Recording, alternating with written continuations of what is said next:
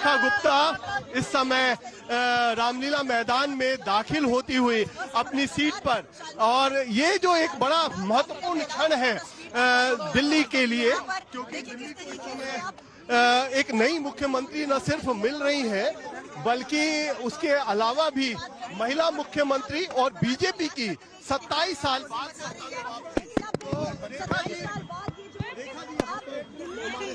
अंदर नहीं जाएगी देखते हुए जिम्मेदारी है। सबसे बड़ा सवाल ये किया जा रहा है कि पहले बहुत ज्यादा कार्यकर्ताओं में भी उत्साह है और जो उन्हें रास्ता क्लियर करो। आज अहम दिन न सिर्फ बीजेपी के लिए और रेखा गुप्ता के लिए निश्चित तौर पर व्यक्तिगत तौर पर एक बड़ी छलांग, क्योंकि पहली बार विधायक बनी और पहली बार ही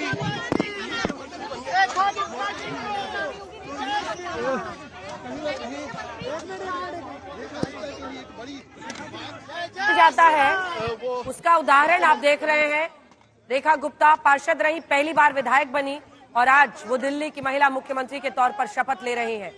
एबीवीपी संघ से जुड़ी रेखा गुप्ता को दिल्ली की नई मुख्यमंत्री बनाने का फैसला बीजेपी ने लिया है और इस फैसले के साथ वो आगे बढ़ रही हैं। जिम्मेदारियां बहुत होंगी और उन सब का एहसास भी कहीं ना कहीं उन्हें होगा, लेकिन फिलहाल आज शपथ ग्रहण समारोह के लिए मीडिया के भारी हुजूम के बीच से आगे बढ़ती हुई, ठीक उसी तरह से वो पूरे संघर्षरत अपने करियर में भी आगे बढ़ती रही। कई बार उतार आए, कई बार चढ़ाव आए, कई बार उन्होंने, लेकिन ये एक लंबी छलांग उन्होंने मुख्यमंत्री पद के लिए लगाई है, जिसमें रामलीला मैदान में आज तमाम मेहमान पहुंच रहे हैं और कुछ ही देर में रेखा गुप्ता आपको शपथ लेती हुई सुनाई देंगी।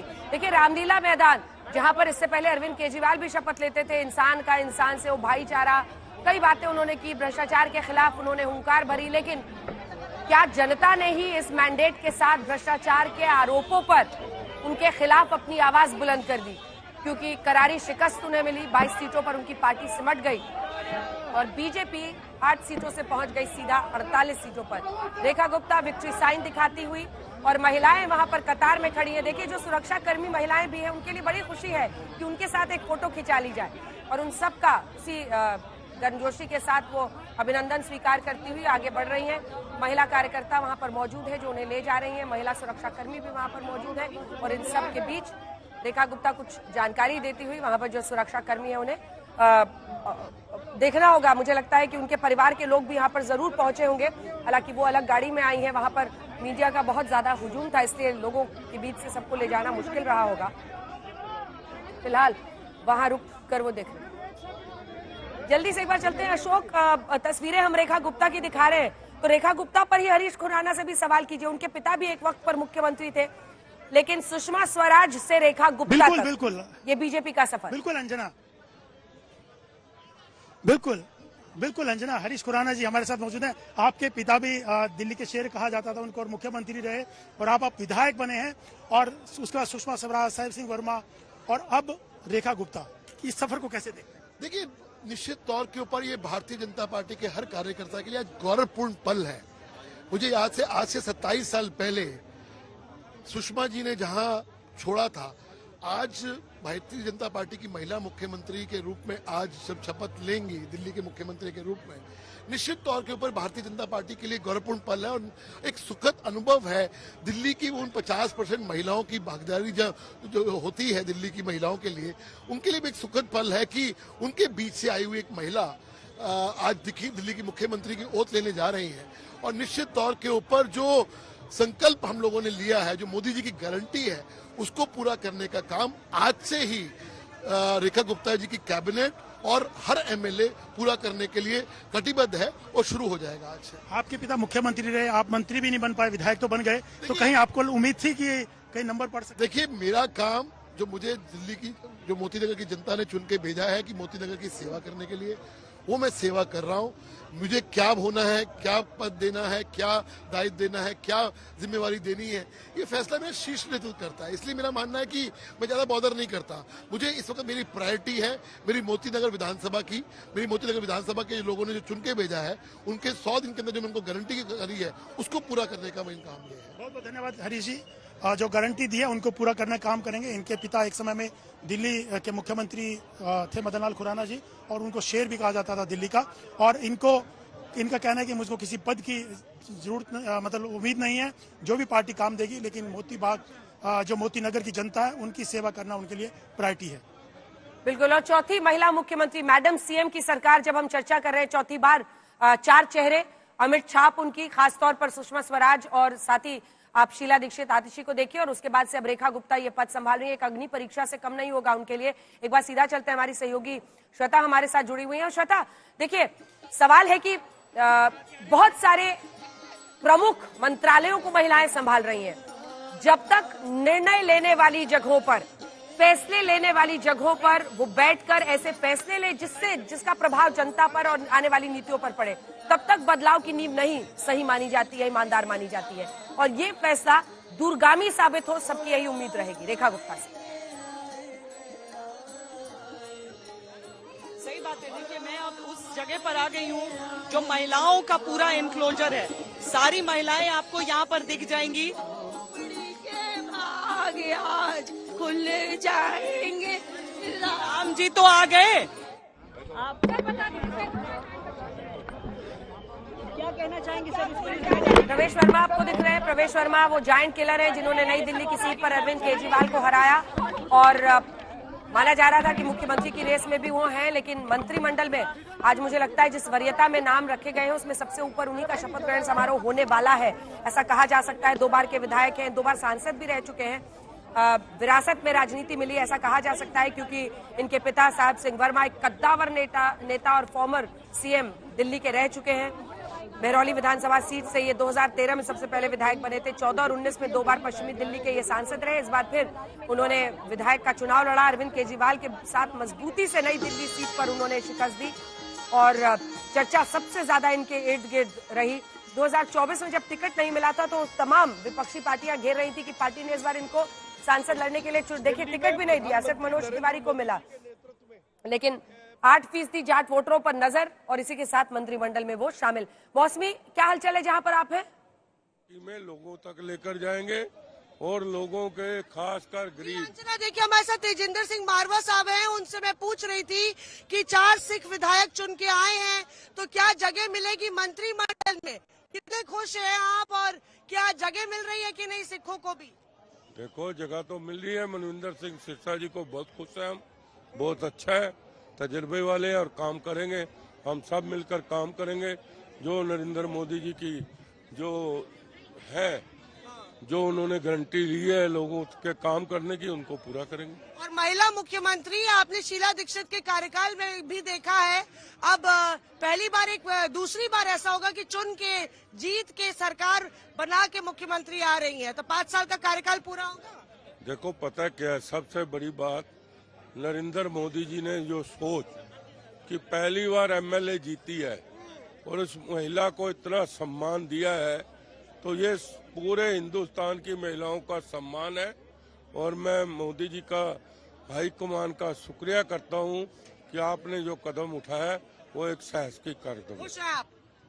तो यहाँ पे देखिए अंजना, लगातार अभी परवेश वर्मा भी गए थे और लगातार विधायक एक ही बस में भर के हम साथ साथ है का संदेश देते हुए दिल्ली। और देखिए ना, मारवा साहब ने मनीष सिसोदिया को हराया था, तो ये भी जायंट किलर से कम नहीं है, लेकिन इस बात पर खुशी जाहिर कर रहे हैं कि चलिए मनजिंदर सिंह सिरसा को सिख कम्युनिटी के रिप्रेजेंटेशन के तौर पर उनको वहां पर टिकट इस बार मिला है। वो मंत्रिमंडल में शामिल किए जा रहे हैं, मंत्री जो 6 आज शपथ ले रहे हैं। एक बार जल्दी से यहाँ पर एक कमेंट ले लेते हैं। आशुतोष जी, आप किस तरह से देख रहे हैं रेखा गुप्ता का चयन?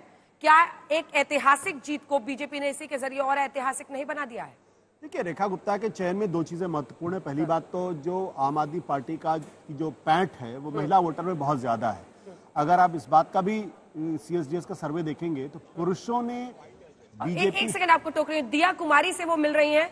दिया कुमारी जो कि उप मुख्यमंत्री है, राजस्थान की महिला उप मुख्यमंत्री, और संजय मयूख आपको दिखाई दे रहे हैं मीडिया प्रभारी। रवि किशन है जो कि सांसद हैं, वो भी। अब देखिए, पूर्वांचलियों को दिल्ली में वैसे भी बड़ा मजा आता है, लगभग 30% आबादी पूर्वांचलियों की है, तो उन सबसे मिलती हुई रेखा गुप्ता नजर आ रही थी। बोलिए, अपनी बात पूरी कीजिए आशुतोष। तो पुरुषों में 11% ज्यादा पुरुषों ने बीजेपी को वोट दिया है, लेकिन महिलाओं में 6% ज्यादा महिलाओं ने दिया है आम आदमी पार्टी को वोट। हाँ, नहीं, लेकिन इंक्रीज है बीजेपी का लगभग 10% का महिला वोटर्स में पिछली बार के मुकाबले। वो तो अलग सवाल है, बट अभी भी 11% जब ज्यादा पुरुषों ने दिया तो आप गैप देखें तो करीब 17% का हो जाता है। तो उस पर डेंट लगाने की कोशिश है कि आम आदमी पार्टी की महिलाओं में अगर इसी तरीके से पैंट रहेगी तो कभी भी बाउंस बैक कर सकते हैं। दूसरा, महिला जो वैश्य समाज है वो भी अगर आप आम आदमी पार्टी को देखेंगे तो सारे मंत्री जो शपथ लेने वाले हैं, आपको टोक रही हूँ, सारे मंत्री जो शपथ लेने वाले हैं मंच पर मौजूद है, विक्ट्री साइन दिखा रहे हैं। कपिल मिश्रा एक ऐसा चेहरा जो कि आम आदमी पार्टी से ही बीजेपी में आए, लेकिन देखिए अगर आप नजर डालिए तो जो जिस तरह से वो बहुत ही मुखर होकर बीजेपी की विचारधारा को सोशल मीडिया हर जगह बोलते रहे, कई बार विवादों में भी फंसे। ये देखिए हर कोई रेखा गुप्ता के साथ आज फोटो खिंचवाना चाहता है। विनोद तावड़े वहां पर दिखाई दे रहे थे, संजय मयूख उनको वहां से निकाल कर ले जा रहे हैं। मतलब पार्टी के कार्यकर्ताओं में भी तो जोश हो जाता है ना, पार्टी के नेताओं में भी। विनोद जी भाई सबका सीएम बन गई है और देखिए संजय मयूख उनको धीरे से ऊपर मंच पर सबके बीच से ललन सिंह से मिलती हुई है, अभी ओपी शर्मा से मिलती हुई, संजय झा जेडीयू के अध्यक्ष से मिलती हुई, ललन सिंह जो कि जेडीयू के नेता हैं उनसे मिलती हुई, और ये सब देवेंद्र फडणवीस, केशव प्रसाद मौर्य, इन सब से मिलती हुई, सब उनको बधाई देते हुए, सबका बधाई स्वीकार करते हुए। और देखिए जेडीयू से चर्चा थी, नीतीश कुमार नहीं आए थे तो संजय झा भी मौजूद है अध्यक्ष, और साथ ही ललन सिंह भी मौजूद है जो कि केंद्रीय मंत्री हैं। ये देखिए केशव प्रसाद मौर्य से वो मिल रही है, उप मुख्यमंत्री उत्तर प्रदेश के, चूंकि सीएम को वहां बजट सेशन में रहना जरूरी था इसलिए वो चली गई हैं, वहां पर रह रहे हैं।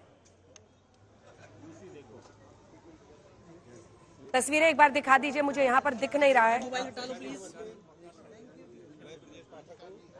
ये तस्वीरें दिख रही हैं ब्रजेश पाठक, उससे पहले प्रवेश वर्मा से वो मिली, और प्रवेश वर्मा से मिलने के बाद ब्रजेश पाठक उप मुख्यमंत्री उत्तर प्रदेश के, सबके हाथ में मोबाइल है, सबको एक एक फोटो खिंचवानी है। लेकिन ये वो लम्हा है जब एक मुख्यमंत्री के तौर पर सामने हो रही है देवेंद्र फडणवीस से रेखा गुप्ता, जब एक मुख्यमंत्री के तौर पर वो दोनों उप मुख्यमंत्री उत्तर प्रदेश से मिल रही हैं, जब एक मुख्यमंत्री के तौर पर आज वो तमाम नेताओं से मिल रही हैं, चाहे गठबंधन के साथी हो सेंटर में, जिसमें आप देखिए ललन सिंह है, जेडीयू अध्यक्ष संजय झा है, प्रवेश वर्मा से भी यहाँ मुलाकात, और डेप्यूटी सीएम बिहार आप देख रहे हैं विजय कुमार सिन्हा को, और ऐसे ही तमाम लोग हैं जो आज उनके साथ फोटो खिंचाने को पार्टी के कार्यकर्ता, नेता, मंत्री, मुख्यमंत्री, उप मुख्यमंत्री सब लालायित हैं, क्योंकि दिल्ली में 27 साल बाद ऐतिहासिक वापसी सत्ता में ये बीजेपी की हुई है, और सबसे मिलती हुई संजय मयूख उनको वहां से ले जाते हुए। लेकिन अगर इस पूरी तस्वीर पर एक बार चर्चा करें तो ये बहुत दिलचस्प तस्वीर है। 48 सीटों पर बीजेपी की जीत, रेखा गुप्ता का एक महिला मुख्यमंत्री के तौर पर स्थापित होकर उन चुनौतियों का सामना करना, एक ऐसी प्रयोगशाला के जरिए बीजेपी अब आगे बढ़ेगी जिसमें वो बराबरी का मौका महिलाओं को दे, क्योंकि अभी इतने सारे राज्यों में सरकार है, पहली महिला मुख्यमंत्री बन रही है बीजेपी की।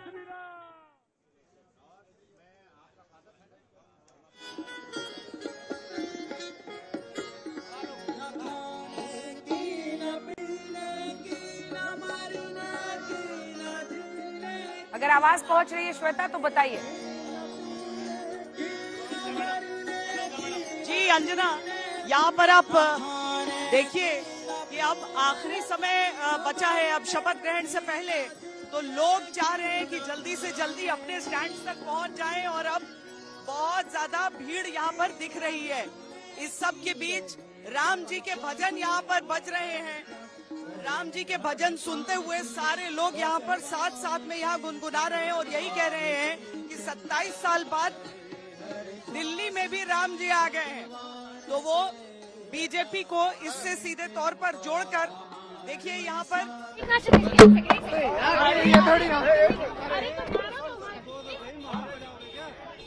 उप मुख्यमंत्री महाराष्ट्र के, और देखिए गठबंधन की सरकार इस वक्त महायुति की वहां पर चल रही, भजनलाल शर्मा दे रहे हैं राजस्थान के मुख्यमंत्री उन्हें गुलदस्ता। रेखा गुप्ता के लिए बड़ा दिन है, उनके परिवार के लोग उनके साथ दिखाई दे रहे हैं आपको, और ये गुलदस्ता स्वीकार करने के बाद वो आगे बढ़ रही हैं मंच की तरफ। देखिए अगर आप रेखा गुप्ता के इस राइज को देखें, उनके इस राजनीति में जो इस वजह पर वो यहाँ पर पहुंची है, तो ये चर्चा हो रही है कि प्रधानमंत्री नरेंद्र मोदी ने रेखा गुप्ता को क्यों चुना।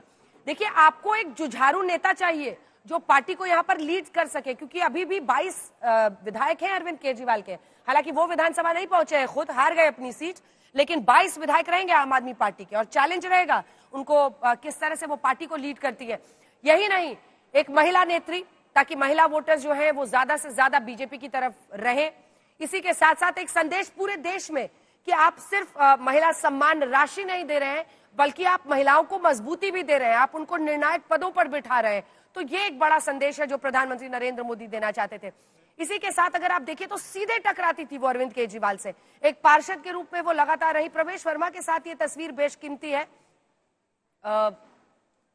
नजर मिली और फिर उसके बाद से वो आगे बढ़ी है।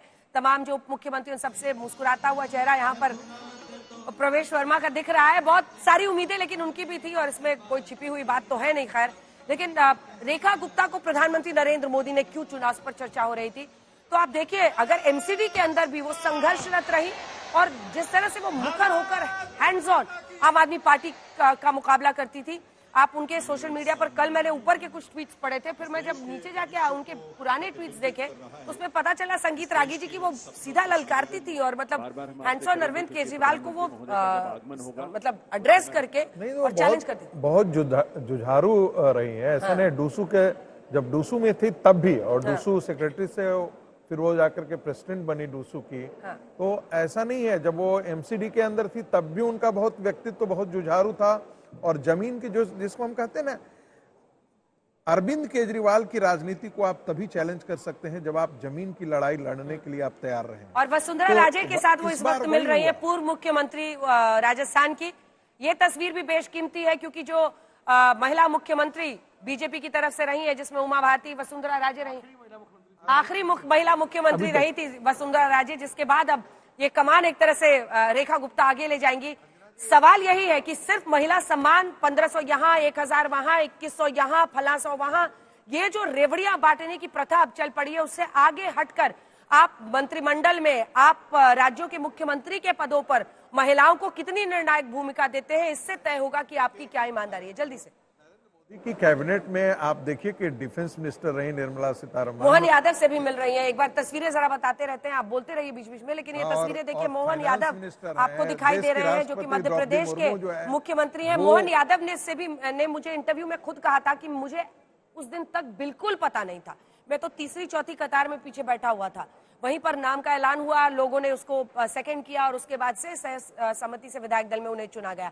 रेखा गुप्ता, हालांकि संकेत कई लोग कह रहे हैं, लेकिन ऐसा भी मुमकिन है कि वो मंदिर अपनी श्रद्धा की वजह से गई हो, क्योंकि सबको पता था कि नाम का ऐलान होना है।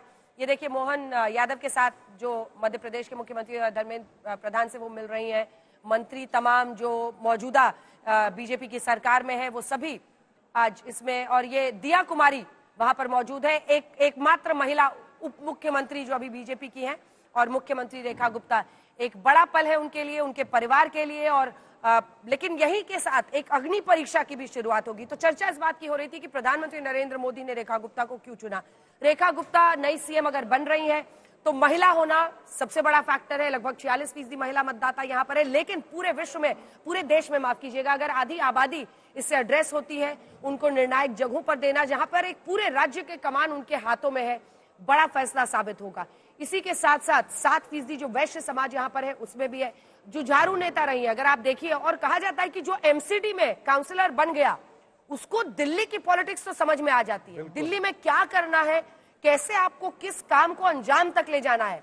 एमसीडी में जो काउंसलर है वो जिस लेवल पर इन्वॉल्व होता है रोजमर्रा की चीजों से, काम से, और फिर सामने वाली पार्टी से लड़ाई में भी, संघर्ष में भी, ये कोई आसान काम नहीं होता है। तो काउंसलर की जो भूमिका रहती है जमीन की राजनीति होती है, क्योंकि आप वहां पर लोगों के साथ जुड़े रहते हैं, आपको रेगुलरली, और अपने इलाके में भी उनकी जो लोकप्रियता है वो दिख रहा है। मतलब लगभग हर घर से लोग बाहर निकले हुए थे कि रेखा गुप्ता दिल्ली की सीएम बन रही है।